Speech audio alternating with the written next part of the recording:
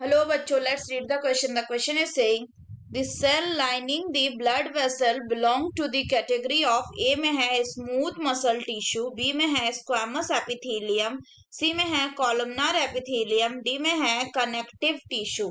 तो आइए देखते हैं हम इसका की कंसेप्ट। तो अगर हम बात करें इसके की कंसेप्ट की, तो इसका की कंसेप्ट हो जाएगा cells lining the blood vessels, cell lining the blood vessels।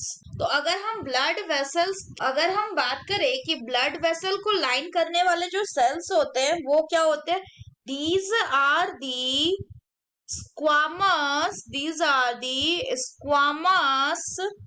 epithelium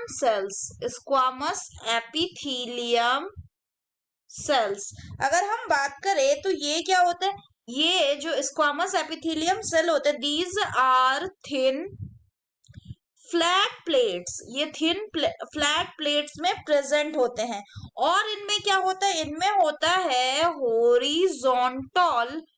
horizontal flattened and elliptical nuclei, क्योंकि इनका जो साइज होता है वो कैसे, तो वो भी थिन एंड फ्लैटेंड होता है। ये क्या करते हैं, they form the lining of cavities such as mouth blood vessels, heart, lungs, etcetera. इनका जो इंटीरियर सरफेस होता है ब्लड वेसल का, लिम्फेटिक वेसल का, वो बना हुआ होता है किसका, स्क्वेमस एपिथेलियम सेल्स। और स्क्वेमस एपिथेलियम सेल्स जो ब्लड वेसल में प्रेजेंट होता है उनको क्या कहते हैं, उनको कहा जाता है endothelial cells। So the correct option will be option B, that is squamous epithelium। तो अगर हम बाकी ऑप्शंस का बात करें तो पहला बोला गया है स्मूथ मसल। अगर स्मूथ मसल की बात करें तो जो स्मूथ मसल्स होते हैं, they are involuntary muscle that shows no cross stripe under microscopic magnification।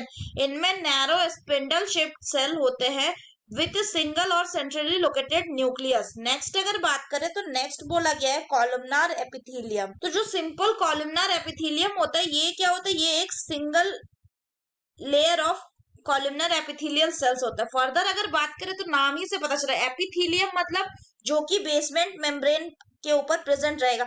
Generally जो कॉलमनार एपिथेलियम होते हैं ये इंटेस्टाइनल ट्रैक्ट को कवर करते हैं from the end of the oesophagus to the beginning of the rectum. और इनका जो एपिथेलियल सेल्स होता है ये कॉलम शेप्ड का होता है। तो अगर हम नेक्स्ट बात करें तो नेक्स्ट बोल रहा है कनेक्टिव टिश्यू। नाम ही है कनेक्टिव टिश्यू, यानी किसी चीज को क्या करेगा, कनेक्ट करेगा। So these are the tissue which will connect the tissue and the organ of the body. ये generally most abundant and widely distributed tissue होता है in case of the animal body। ये generally mesodermal in origin होता है।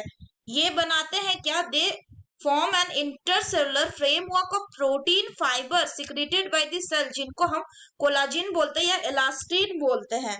So that's all for the question बच्चों, hope you understood it well, best of luck।